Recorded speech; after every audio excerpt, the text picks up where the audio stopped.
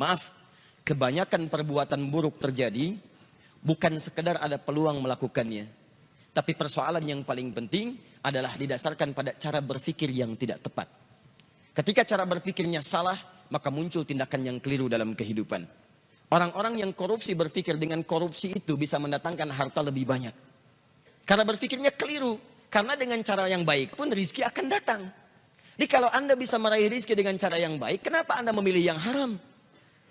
Karena rezeki itu sudah diatur, nggak akan tertukar.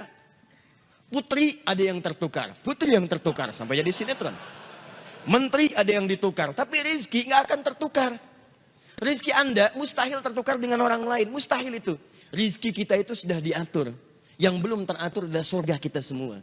Jadi kalau Anda mencari rezeki dengan cara yang halal, dia akan datang dan jumlahnya tidak akan berkurang. Demi Allah saya katakan, rezeki tidak akan berkurang. Sifatnya diberikan sesuai dengan pas kebutuhan kita, sesuai dengan maslahat kehidupan kita. Misal, si fulan rezekinya 1 miliar, yang satu 1 triliun. Lihat sini, baik yang ini ataupun yang ini, ketika Allah berikan, itu bukan ingin menunjukkan si fulan sedikit, yang lain banyak, bukan. Tapi untuk menjelaskan kepada hambanya, walladzi qaddara fahada. Allah yang telah menetapkan semua ukuran kehidupan, yang dengan itu memberi petunjuk kepada hambanya, itu yang paling maslahat yang bisa ia gunakan. Yang ini diberikan 1 miliar, karena dengan satu bekal 1 miliar ini, itulah peluang dia lebih dekat kepada Allah subhanahu wa ta'ala. Karena dia diberikan kelebihan yang lain untuk mendekat kepada Allah, lebih dibandingkan dengan harta benda. Ada yang diberikan tenaga, memang cuma 1 miliar, sebulan didapatkannya 1 juta, kadang 500 ribu, kadang-kadang meningkat 10 juta, dia merasakan dari sisi yang tidak terduga, tapi tenaganya banyak untuk bangun tahajud, dia bisa mengalahkan nonton bola, dia bisa mengalahkan hal-hal yang lain, dia hindari begadang, dipakai tahajud, orang datang ke masjid saat adzan, ternyata yang adzan dia.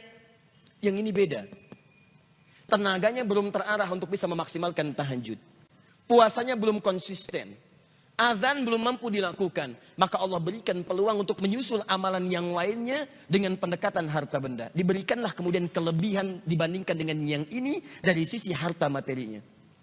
Apa motivasinya? Bukan untuk menegaskan status sebagai orang kaya, kalla. Bukan itu maksudnya. Kalau cuma kaya, Allah sudah tunjukkan di masa lalu ada yang lebih kaya, namanya Qorun. Qorun, saking kayanya, sampai sekarang melewati masanya, itu masih diburu peninggalan hartanya. Akhi mau kemana? Samudra Hindia. Ngapain? Cari harta Qorun. Yang dicari harta karun. Dan belum pernah ditemukan ada orang mencari harta selain Qorun. Tidak ditemukan.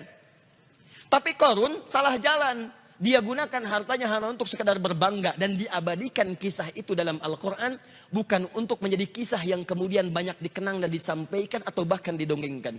Allah ingin memberikan gambaran bahwa sudah pernah terjadi orang kaya sombong. Dan hasilnya mengecewakan. Quran surah ke-28 ayat 76 sampai dengan 77-nya. Inna Qaruna kana min qaumi Musa fabagha alaihim. Qarun itu hidup di zamannya Musa. Maka dia sombong dengan anugerah Allah. Bagha ala itu sombong dengan harta. Kalau togo itu sombong dengan kedudukan. Makanya ketika Fir'aun sombong disebut togo. Idhab ila Fir'auna innahu togo. Bukan bagha. Tapi Qarun disebut bagha. Inna Qaruna kana min qaumi Musa fabagha alaihim. Dalam bahasa Arab, kalau orang disematkan kalimat bagha pada dirinya, itu artinya sombong dalam hal status terkait dengan harta benda, hartawan. Kalau tagha, itu sombong dengan kedudukan. Alhamdulillah. Uniknya, dua-duanya hidup di masa yang sama. Penguasa zalim berpartner dengan pengusaha gelap. Jadi. Dan hikmahnya selalu begitu. Awas, tapi yang paling menarik, dia sombong. Apa yang disombongkan? Wa inna mafatihahu latanu bil usbah. Sungguh kunci-kunci brankasnya saja. Brankas dia punya gudang. Antum sekarang brankas paling segini, brankas dia gudang. Kuncinya saja itu dipikul oleh bodyguardnya, betapa sulit dan beratnya. Jadi kalau dia jalan kemana-mana, yang dibawa itu cuma kunci brankasnya. Di belakang ada bodyguard. Ngangkat. Dan dia tunjukkan pada orang, ini saya nih. Ini kunci brankas saya. Masya Allah. Mau nyuri, nyuri aja. Ini aja ngambil kuncinya berat. Qarun. Jalan seperti itu. Saya tanya pada Anda ya, kalau Anda punya berangkas satu, kuncinya akan Anda publikasikan atau Anda sembunyikan? Saya belum pernah temukan ada orang beli berangkas satu, kemudian dia kuncinya dipublish. Ceklik, kunci berangkas saya. Cari masalah. Cari masalah. Jadi kalau Anda belum pernah sekaya Korun, nggak usah ikutan sombong. Tidak usah ikutan sombong. Anda telat. Telat, terlambat, kesiangan, kepagian, kemalaman. Dan keterlaluan. Karena apa yang Anda sombongkan lebih kecil dibandingkan apa yang dimiliki Korun yang Allah titipkan kepadanya. Jadi kalau harta Anda nggak seberapa dibandingkan Korun, nggak usah ikutan sombong. Anda ketinggalan. Kalau ada orang kaya lewat ITB sombong, berdiri di depan Anda, sampaikan, maaf Pak, Bapak telat. Selesai. Udah. Dihancurkan oleh Allah, fakhasafna, kami tenggelamkan semuanya dengan harta-hartanya. Tapi kemudian turun kaidah. Wabtaghi fima atakallahu daral akhirah wa la tansa nasibaka minad dunya. Saya titipkan harta ini terlihat seperti lebih, tapi sesungguhnya kata Allah, harta ini saya titipkan untuk mencari kemuliaan akhirat yang tidak bisa kamu kejar dengan potensi yang lainnya. Jadi Anda pulang ke rumah, coba lihat titipan mana yang Allah titipkan kepada kita secara dominan. Ada yang kedudukan, pakai kedudukan itu untuk beramal. Sebelum itu ditukar. Karena kaidah kedudukan tidak abadi. Buka Quran surah ketiga, Ali Imran. Dari ayat 26 sampai 27-nya.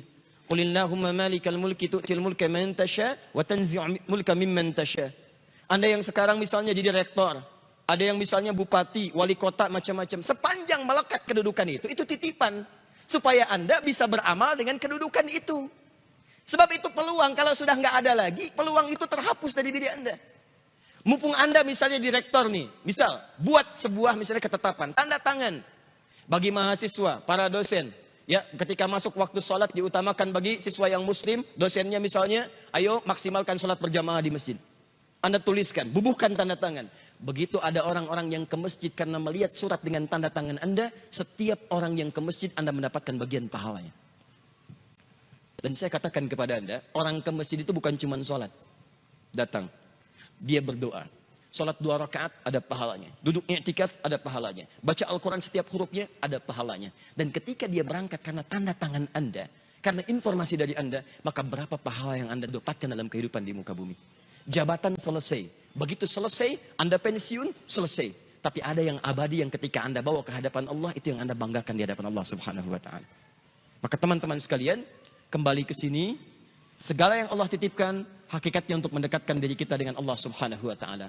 Dalam konteks ini, kita diminta oleh Al-Quran untuk saling membantu dalam kebaikan dan menghindarkan sifat iri hati yang membuat kita sulit untuk menjalin ukhuwah terbaik dengan sesama kita. Wala taj'al fi qulubina ghillan lilladzina amanu. Nah, di antara cara untuk merekatkan ukhuwah satu dengan yang lainnya, maka Allah Subhanahu wa ta'ala menurunkan ayat-ayat, Nabi menyampaikan keterangan-keterangan hadis yang saking pentingnya ayat dan hadis ini, para ulama memberikan porsi pembahasan tersendiri. Namun sayangnya ada ungkapan-ungkapan kekinian yang bahkan menggugurkan semua petunjuk ayat dan hadis itu, sehingga banyak orang salah dalam cara berpikir dan mengambil kesimpulan. Itu yang coba kita luruskan, kita turunkan ayatnya, kita keluarkan hadisnya, dan kita bahas kemudian ungkapan-ungkapannya, sehingga kita bisa jawab dengan pendekatan logika, pendekatan juga dalil dan nas-nas terkait yang disampaikan oleh Al-Quran dan hadis Nabi SAW. Sepakat sampai sini?